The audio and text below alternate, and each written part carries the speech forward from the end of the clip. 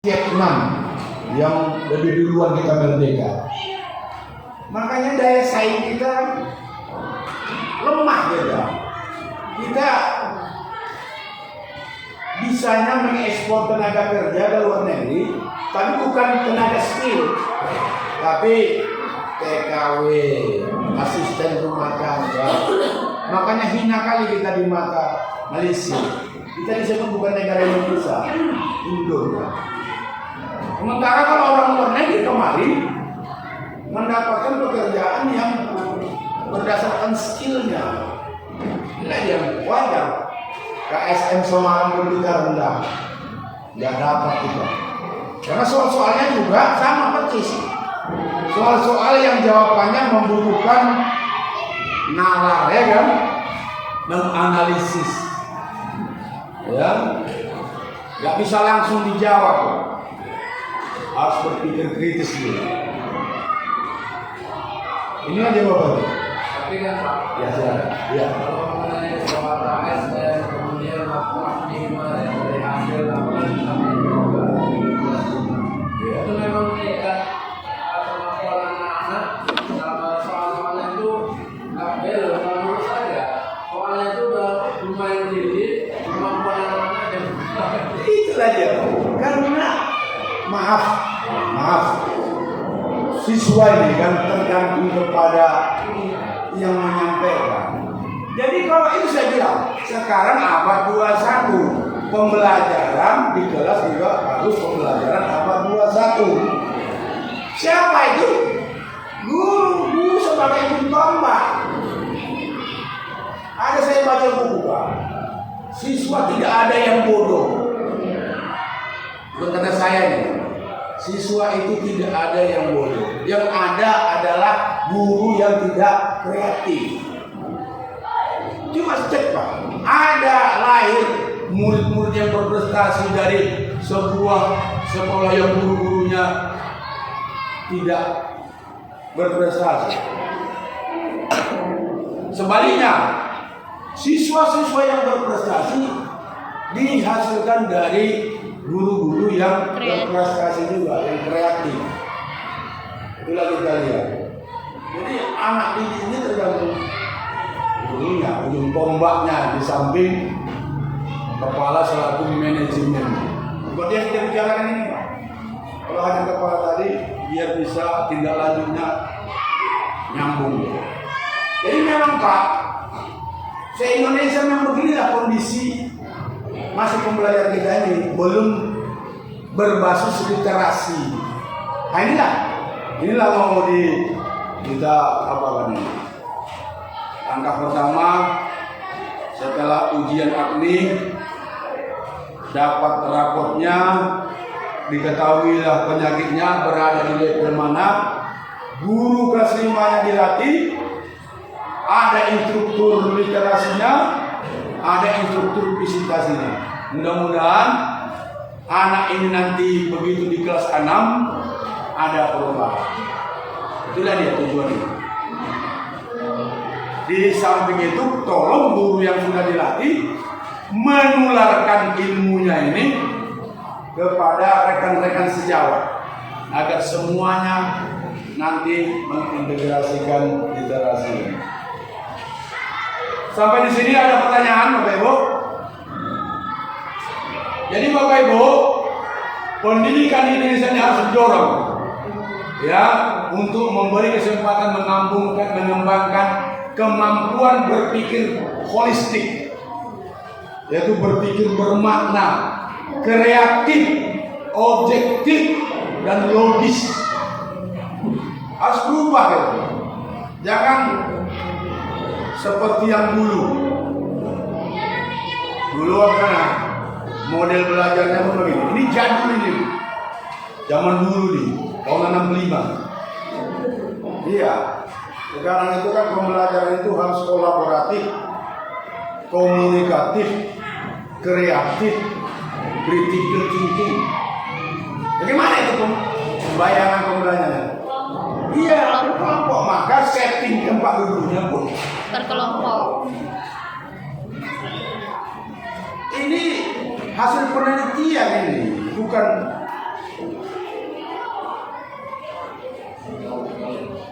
contoh buah pembelajaran guru tidak kreatif. Lahir anak-anak yang tidak kreatif. Nggak percaya? Saya buktikan. Pak Eka anaknya berapa?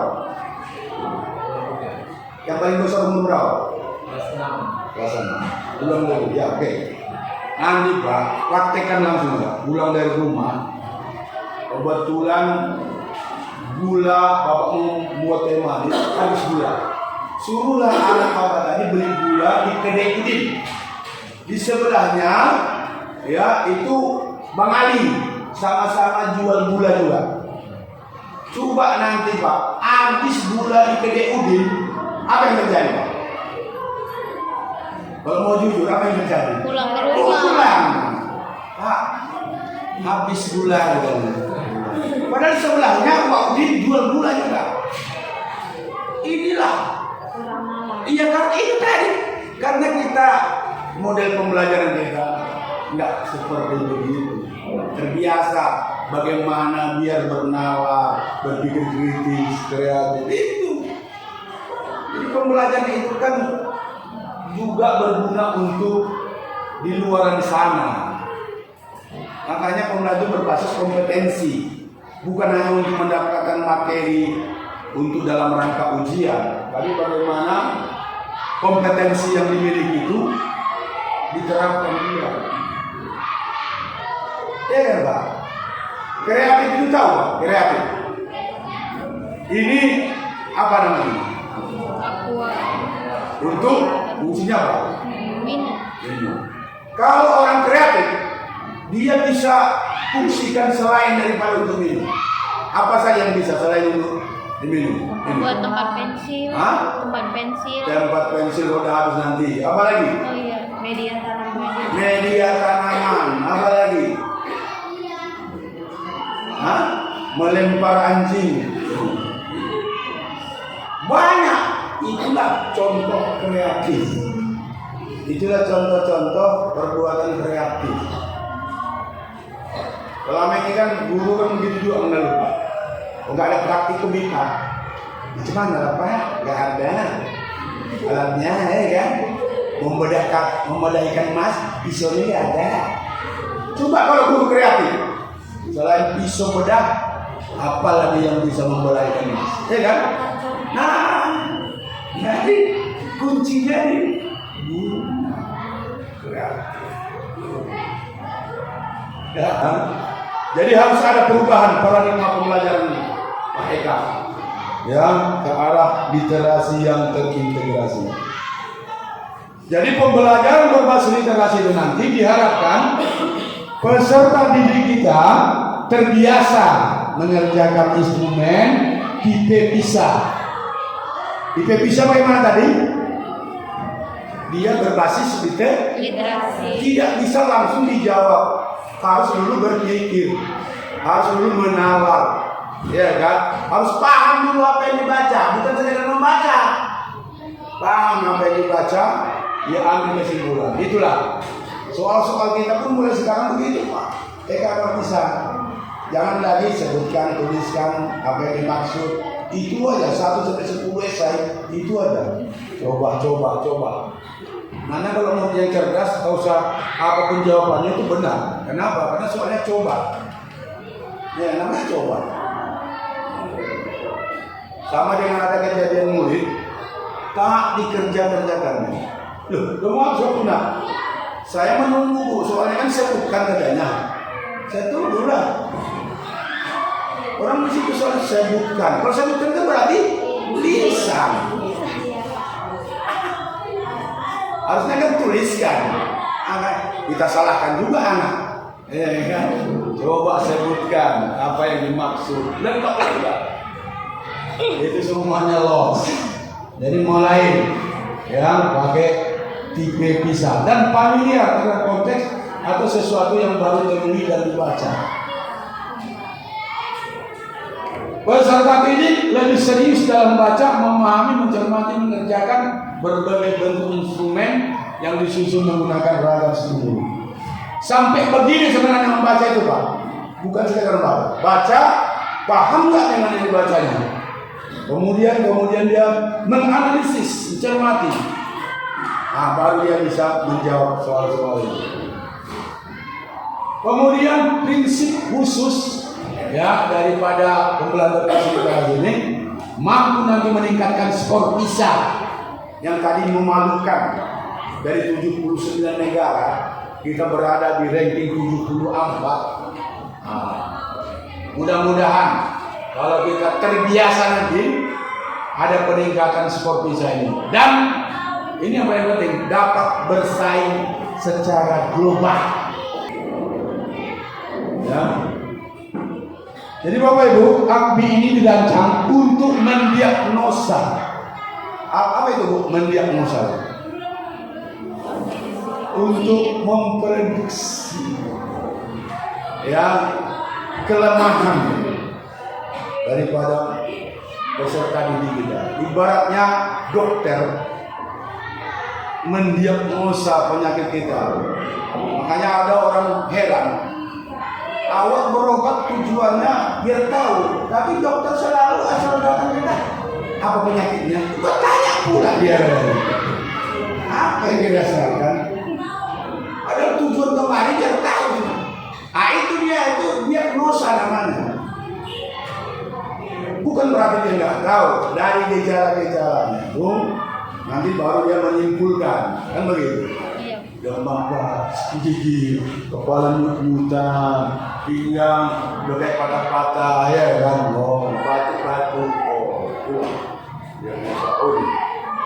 ini juga AKMI biar tahu penyakit peserta didik kita, kelemahan di dalam proses pembelajaran. Disinilah perlu dirancang, ya. Perkembangan hasil pembelajaran peserta didik di ruang kelas melalui penelitian. Makanya ada ujian AKMI. Hasilnya nanti diharapkan menjadi dasar pengambilan kebijakan bagi stakeholder madrasah sehingga output belajar siswa meningkat.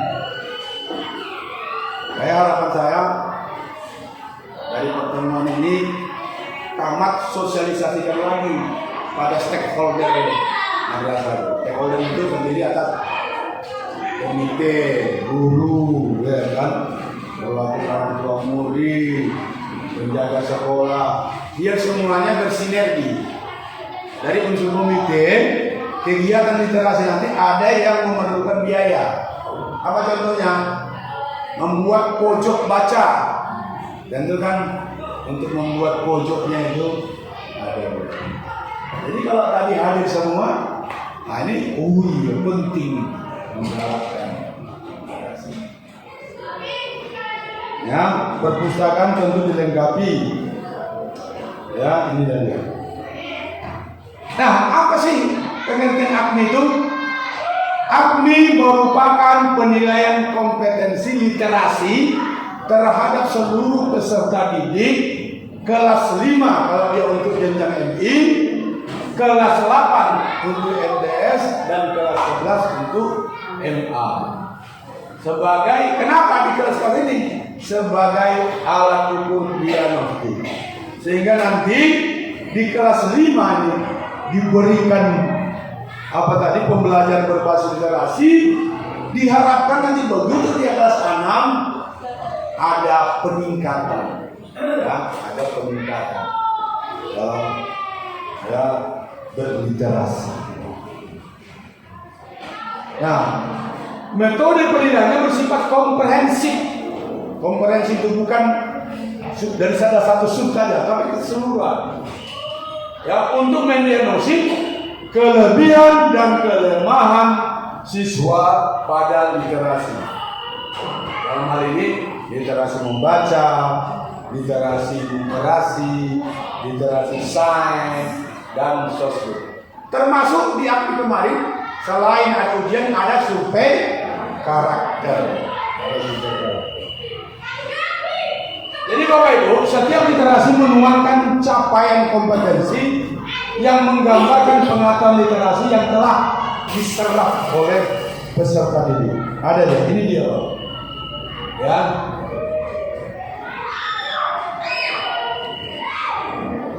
Dikatakan dia sudah tercapai literasi membaca ya, Apabila dia sudah memahami, menggunakan dan merefleksikan bacaan tertulis untuk mencapai tujuan sesuai keperluan, mengembangkan pengetahuan dan potensi serta berpartisipasi dalam masyarakat.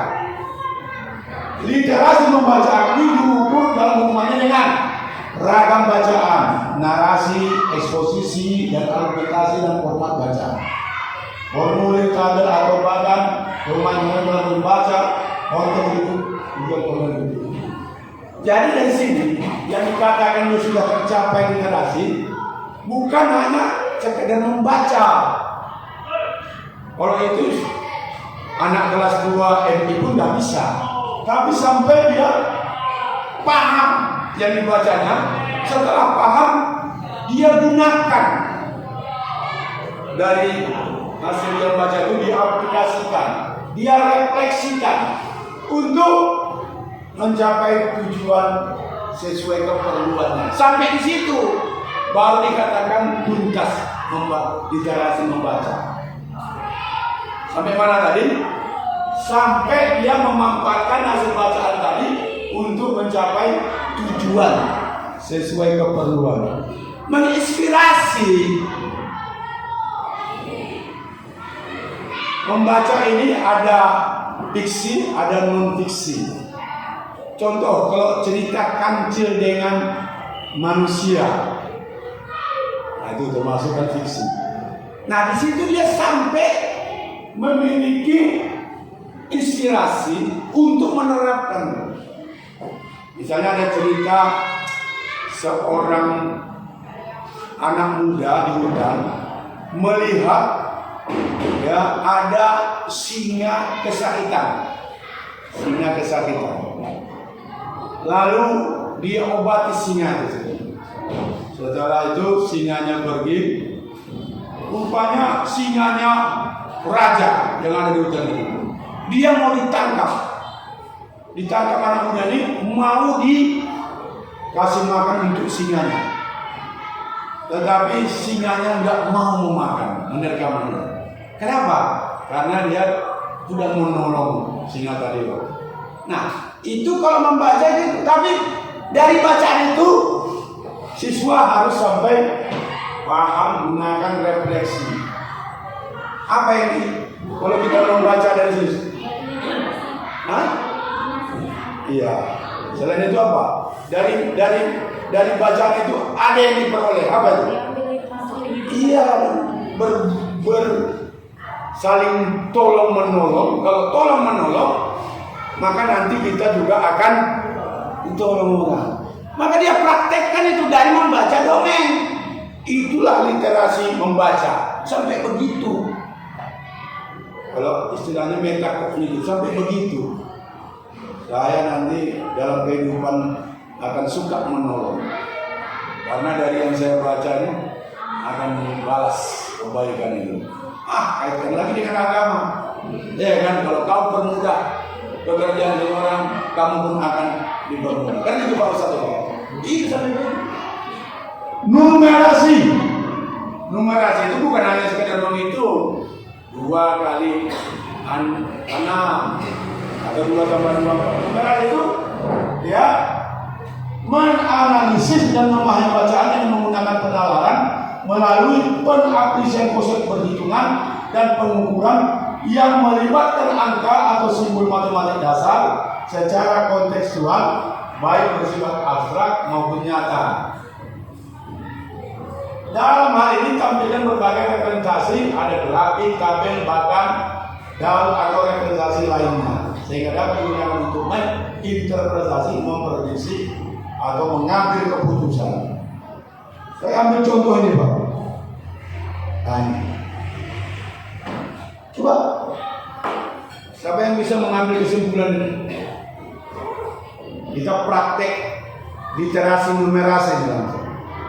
Ada grafik atau bagan yang namanya itu. Apa namanya? Grafik. Bisa ikut menjelaskan? Ya silakan. Segini aja. Oh iya. Dari sini saya mau bisa mengambil kesimpulan yaitu di 4% berarti perlu pendampingan. Nah, sedangkan di literasi membaca itu terdapat 50% untuk dasar dan dicakap terdapat 12% dan diterampil 4% dan perlu ruang kreasi adalah 1%. Di literasi membaca kita dapat menyimpulkan bahwa sekolah tersebut masih di tahap dasar dalam literasi membaca. Nah, dan kita harus memperhatikan juga pengembangan di perlu pendampingan yang harus kita tingkatkan untuk mencapai maksimal, yaitu dicakap. Setelah yang dicakap itu kita tidak boleh berhenti di situ, kita harus mencapai ke terampil dan diterampil. Setelah meningkat terampil kita harus perlu mengembangkan ruang kreasi karena 1% mempengaruhi presentasi yang lain. Nah, yang literasi sains lanjut dan semua gitu. Untuk literasi sains, nah sekolah tersebut sudah mencapai 51% di tingkat dasar. Nah, ini sebagai gambaran bahwa sekolah tersebut sudah di tingkat dasar sehingga itu harus dikembangkan untuk ke pertengahan, yaitu cakap. Sedangkan di cakap mereka hanya mendapatkan 11% dan hanya 5% di tingkat terampil. Untuk literasi numerasi, nah ini sangat memprihatinkan. Sekolah tersebut benar-benar perlu pendampingan karena sekolah tersebut mendapatkan literasi numerasi yaitu 72%. Nah, untuk literasi sosial budaya, nah ini sepertinya sekolah tersebut perlu pendampingan dan dasar serta cakap. Karena apa? Karena perlu pendampingan mengalami 38%, sedangkan dasar adalah 35%. Dapat disimpulkan berarti literasi sosial budaya di sekolah tersebut masih di tahap 1 dan level 2, yaitu perlu pendampingan dan dasar. Oke, terima kasih Bu. Aplaus dulu menit. Kalau saya minta yang lain pasti nanti beda aplikasinya ya. Tapi ya ini saya mau praktekkan. Ibu ini sudah tuntas literasi numerasi. Tapi kalau anak murid kelas 5 kita suruh ini bisa seperti ini. Belum tentu, Pak. Jujur. Belum. Nah, kenapa anak yang lain bisa? Hanya tugas kita. Ya. Kalau sudah anak kelas 5 nanti bisa seperti ibu ini menjelaskan, berarti sudah tercapai lah literasi numerasi. Tapi ibu ini terlalu luas. Kalau kita ini bukan apa Pak ya, bukan bohong-bohongan ini fakta hasil ya AKMI tahun 2021 secara nasional Indonesia, bahwa dalam literasi membaca itu paling rendah apa? Ini ya, hanya 1%. Beginilah apa kita, kondisi anak kita, anak MI kelas 5 tahun yang lalu 2001. Kemudian terampil cuma 4%, ya, cakap cuma 12%, ya, kemudian dasar 5%. Ini pun bukan hebat, 59%. Kan masih rendah ini. Tapi kalau sudah 80% tadi, baru kan masih rendah. Perlu pendampingan dulu. Inilah kondisi anak-anak kita di literasi membaca. Literasi sains juga paling tinggi dasar, tapi 51 juga masih rendah, jangan bangga. Ya. Nah, numerasi 72. Ini dia. Jadi dalam literasi numerasi anak kita itu 72% perlu pendampingan. Rendah sekali ya. Makanya wajar lah. ASN tak juara, AKMI nilainya. Kemudian literasi sosbud. Nah, ini agak berimbang, tapi semuanya masih di bawah 50%. Kesimpulannya sangat rendah. Pak Eka sudah dibuka rapor AKMI-nya tahun 2021 murid-murid kita yang kelas 5 semalam ini. Kayaknya sudah. Macam mana hasilnya? Ya Berapa persen? Tadi dari Nurul Huda sudah menyampaikan Pak, seperti begini. Orang ini dasar cakap. Cakap dari berapa persen? 63. 63. Lumayan. Kita Pak? Nggak tahu ya. Iya, begitulah. Jadi tengok nanti Pak ya, buka ada situ Pak. Cara bukanya ada. Oke, jadi nanti ini dia tingkatannya. Baca sampai begitu umurnya sampai inilah ya. Tadi namanya Ibu menganalisis dan memahami bacaan dengan menggunakan apa tadi itu? Kalau dia konsep perhitungan pengukuran melibatkan angka dan simbol ada dari tabel ya kan. Kalau sains ini dia. Nanti ini saya share lah. Jadi Bapak Ibu ingat waktu ya. Jadi ini Pak tingkat nanti Pak kalau Bapak buka dapat langsung itu hasilnya di level mana. Ini ada 5 tingkat kemahiran. Tadi perlu pendampingan dasar itu yang serta-merta itu. Ya, kemudian cakap, terampil, perlu ruang kreasi. Jadi setelah tahu nanti misalnya madrasah Bapak berada di level perlu pendampingan, maka tugas kita pertama guru kelas 5 bagaimana akan meningkat menjadi dasar. Bila perlu langsung cakap. Memang seluruh Indonesia perlu ruang kreasi masih luar biasa rendahnya. Ya, oke. Tapi kemarin Pak, kalau siswa kita yang diaktif, kenapa hanya yang sampelnya saja?